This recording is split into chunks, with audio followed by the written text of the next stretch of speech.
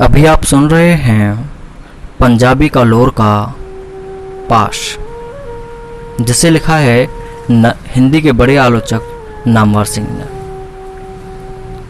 Spain के जनकवि लोरका की हत्या के बारे में कहा जाता है कि जब उसकी अमर कविता एक बुल फाइटर की मौत पर शोक गीत का टेप जनरल फ्रैंको को सुनाया गया तो जनरल ने आदेश दिया था कि यह आवाज़ बंद होनी चाहिए। यह घटना लगभग 50 साल पहले की है। कविता पर फिर वह शोकगीति क्यों न हो, फासिस्ट प्रतिक्रिया।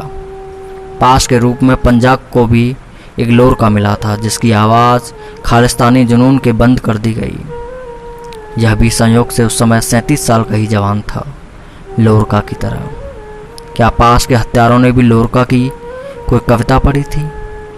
खास तौर से वह कविता जिसका शीर्षक है धर्म दीक्षा के लिए विनय पत्र, जिसमें एक माँ धर्मगुरु से प्रार्थना के स्वर में कहती है, मेरा एक ही बेटा है धर्मगुरु, मर्द बेचारा सिर पर नहीं रहा। यह धर्म भीरू माँ स्पष्ट शब्दों में स्वीकार करती है, किसी भी उम्र में तेरी तलवार से मैं कम ही सुंदर रही हूँ और शपथ लेती हूँ कि मैं तेरी आस्तिक गोली की पूजा करूँगी। और प्रार्थना इस तरह स्वीकार होती है कि वह आस्तिक गोली बेटे को जल्द ही स्वर्ग भेज देती है। फासिज्म के पास हर चीज़ का जवाब सिर्फ एक है, गोली। यह चीज़ शोकगीत हो या प्रार्थना, इस संदर्भ में उर्दू का यह प्रसिद्ध शेर और भी अर्थपूर्ण होता है। फूल की पत्ती से कट सकता है हीरे का जिगर, मर्दे नादा पर कलामे नरमो नाजुक बेअसर। लेकिन हत्यारे मर्दे नादा नहीं होते, उनके जिगर भी शायद हीरे से ज़्यादा सख्त होते हैं।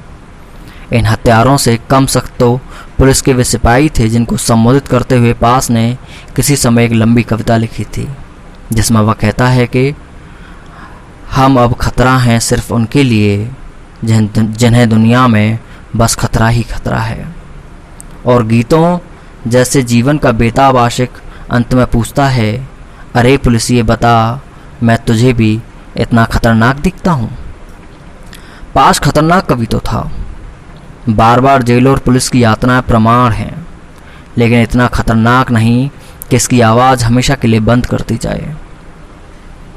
सरकार के साथ इस लुका छिपी के खेल में गीतों जैसे जीवन के बेताब आशिक ने किसी तरह 18 साल का समय छीन ही लिया। इन 18 वर्षों में इत्मीनान से कविता रचने के कुछ पल शायद ही कभी मिले हों।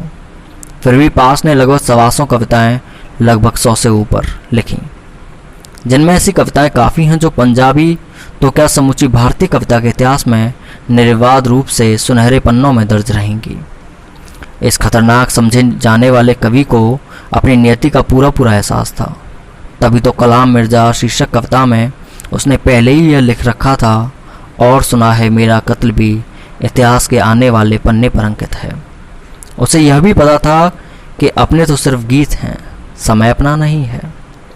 गीतों की ताकत के बारे में उसे कोई मुगालता न था। मजबूर की घड़ियों में उसने यह भी सोचा, कविता बहुत ही शक्तिहीन हो गई है, जबकि हथियारों के नाखून बुरी तरह बढ़ आए हैं और अब हर तरह की कविता से पहले हथियारों से युद्ध करना बहुत ज़रूरी हो गया है। वैसे हथियार उठाने का दम भरने वाले कवि और भी हैं, और उन बड़बोले लोगों में ज़्यादातर ऐसे भी हैं जिन्होंने किसी हथियार की शक्ल भी नहीं देखी है। लेकिन पाश उन थोड़े से कवियों में है जिन्हें लोहे का गहरा एहसास है। जैसा कि लोहा शीर्षक कविता कहती है, तुम लोहे की कार में घूमते हो, मेरे पास लोहे की बंदूक है। मैंने लोहा खाया है, तुम लोहे की बात करते हो। लोहा केदारनाथ अग्रवाल ने भी देखा था, धूमिल को भी लोहे का स्वाद मालूम था, लेकिन पाश ने तो लोहा खाया था और उसके अंतड़ियों में गड़ी हुई थी रंगों और रहस्यों वाली विचित्र कविता की किरचें। इसलिए कुल मिलाकर था वह कवि ही सरापा कवि, ऐसा समझदार कवि जिसे उस जगह का पता था जहाँ कविता खत्म होती है, और उस जगह का भी जहाँ कविता खत्म नहीं होती। और जिंदगी की इस मंजिल पर पहुंचकर वह दर्द के स्वर में कहता है, मैं जो सिर्फ एक आदमी बनना चाहता था, ये क्या बना दिया गया हूँ। जैसा कि मैं अब विदा लेता हूँ शीर्षक कविता में उसने बड़ी हसरत से कहा है कि मुझे जीने की बहुत इच्छा थी कि मैं गले तक जिंदगी में डूबना चाहता था। पाश को और जीने की इच्छा इसलिए थी कि उसके पास सौंदर्य की उस स्वप्न सीमा के इधर अभी कहने को बहुत बातें हैं। क्या हत्यारों को पता है कि उन्होंने पंजाबी भाषा के भविष्य से क्या छीना है? कैसे कहें कि वाहेगुरु उन्हें माफ़ करना। वह हाथ कट गया है जिसने पंजाबी में हाथ जैसी कविता लिखी। हाथ पर एक कविता तुर्की कवि नाजिम हिकमत की ने भी लिखी थी। उसके बाद तो हाथ पर कई कविताएं लिखी गईं, लेकिन पंजाबी के पास के हाथ का अपना खास तेवर है। हाथ अगर हों, हीर के हाथों से चूरी पकड़ने के लिए ही नहीं होते, सैदे की बारात रोकने के लिए भी होते हैं, कैदों की बाहें तोड़ने के लिए भी होते हैं। हाथ श्रम करने के लिए ही नहीं होते, लुटेरे हाथों को तोड़ने के लिए भी होते हैं। इस पूरी कविता में द्वंद्व सिद्धांत पर रची गई एक मुकम्मल इंसान की तस्वीर है। हाथ के साथ ही पास की प्रतिबद्धता कविता याद आती है, जिसके सच की आंच में प्रतिबद्धता के नाम पर लिखी बहुतेरी कविताएं राख होती दिखाई देती हैं। समूची कविता से तोड़कर कुछ भी पेश करना कविता के साथ सरासर अन्याय होगा। फिर भी उसका आभास देने के लिए ये कुछ पंक्तियाँ। हम चाहते हैं अपनी हथेलियों पर कोई इस तरह का सच, जैसे गुड़ की चाशनी में कड़ होता है, जैसे हुक्के में निकोटिन होती है, जैसे मिलन के समय महबूब के होठों पर कोई मलाई जैसी चीज़ होती है।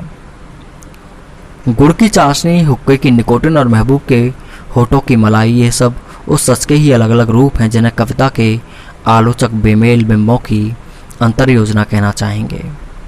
लेकिन पाश बिंबों की भाषा में सोचते और गाते हुए भी सब कुछ सचमुच का ही चाहता है।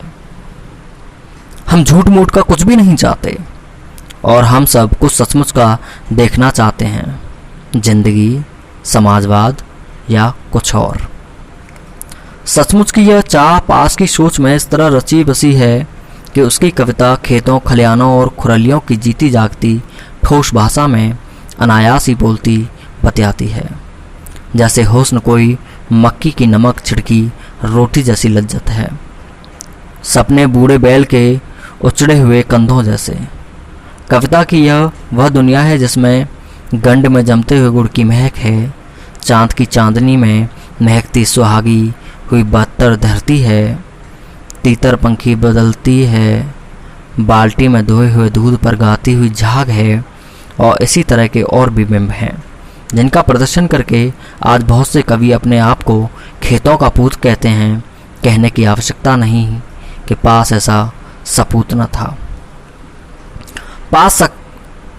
पाश दिखावे से दूर ही नहीं बल्कि हर तरह के दिखावे के लिए चुनौती था। उसकी कविता में जहाँ वक्तव्य का आवेग है, वहाँ भी एक पारदर्शी खरापन है। चुनौतियों में भी खरा आत्मविश्वास है, कोरा बड़बोलापन नहीं। जैसे किसी भी धर्म का कोई ग्रंथ मेरे जख्मी होठों की चुप से अधिक पवित्र नहीं है। क्या जख्मी होठों की यह चुप ठिठाई या कुफ्र है? फैसला देने से पहले एक अन्य कविता की निम्नलिखित पंक्तियों को भी ध्यान में रख लें। जा तू शिकायत के काबिल होकर आ, अभी तो तेरी हर शिकायत से मेरा कद बहुत छोटा है। इस अंदाज में बात करने का हक उसी कवि को है जिसे विश्वास हो कि मेरा अब हक बनता है। पास ने यह हक कमाकर हासिल किया था। कवि पास की रचना यात्रा का सबसे निर्णायक मोड़ मेरी समझ से वह है जब उसने कामरेड से बातचीत शीर्षक कविता श्रृंखला शुरू की। जिंदगी के बारे में पास किस दिशा में सोच रहा था, उसका कुछ अंदाजा पहली कविता की इन पंक्तियों से लग सकता है। यह वक्त बहुत खूंखार है साथी कि महान एंगल्स की परिवार, व्यक्तिगत संपत्ति और राज्य हमने एक साथ पढ़ी थी। तुमने उस दिन खत्म हो रही व्यक्तिगत संपत्ति पर थूका, परिवार से विदा लेकर राज्य से टकराने चले गए, और मैं घर की छतों से गिर रहे धुन का राज सत्ता की तरह मुकाबला करते हुए परिवार शब्द से अर्थ के खत्म हो जाने को रोकता रहा। यह राजनीति की कोरी बहस नहीं, बल्कि संघर्षों के बीच पकते हुए कवि का अनुभव है। मुक्तिबोध के शब्दों में संवेदनात्मक ज्ञान या कि ज्ञानात्मक संवेदन। इसके साथ पास की रचना प्रक्रिया के अंदर आने वाले परिवर्तन को देखना हो तो कामरेड से बातचीत 4 कविता का यह बंद। सिर्फ अपनी सुविधा के लिए तुमने शब्दों को तराशना सीख लिया है। तुमने इस तरह कभी नहीं देखा जैसे अंडों में मचल रहे चूजों। इसके साथ ही पास की रचना प्रक्रिया के अंदर आने वाले परिवर्तन को देखना हो तो कामरेड से बातचीत कविता का यह बंद। सिर्फ अपनी कविता के लिए तुमने शब्दों को तराशना सीख लिया है। तुमने इस तरह कभी नहीं देखा जैसे अंडों में मचल रहे चूजों हों। मैंने शब्दों को झेला है, उनके तीखे नुकीले रूप में किसी मौसम के कोप से भागने वालों को अपने रक्त में शरण दी है। मैं गुरु गोविंद सिंह नहीं, इन्हें कविता का कवच पहनाकर भेजने के बाद बहुत बहुत देर रोया हूँ। एक संवेदनशील कवि और साथ ही एक संवेदनशील कम्युनिस्ट ही अंडों में मचल रहे चूजे जैसे शब्दों को लेकर इस तरह रो सकता है। कहते हैं इस तरह कभी लेनिन भी रोए थे। पास को तो आज हम स्वयं ही सुन रहे हैं। यह रोना पलायन नहीं है, संघर्ष का नया तेवर है। पास की कविता इसी दोहरे संघर्ष की ऐतिहासिक दस्तावेज है। पास की कविता की यह ताकत है जो अनुवाद में भी इतना असर रखती है। मूल पंजाबी में वह कैसी होगी इसका सिर्फ अंदाज़ा ही लगाया जा सकता है। कान जिस भाषा से परिचित हों लेकिन जबान जिसका जायका न जानती हो उसके बारे में इससे अधिक कुछ भी नहीं कहना गुस्ताखी होगी। हमें तो चमनलाल का कृतज्ञ होना चाहिए कि उन्होंने अनुवाद को संवारने निखारने का धीरज छोड़कर जल्द से जल्द पास की कविताओं के अधिकांश को हिंदी में सुलभ करा दिया। आशा की जानी चाहिए कि इस दिशा में वे भी सक्रिय होंगे जो कवि हैं। पास के समान धर्मा हिंदी कवि नामवर सिंह।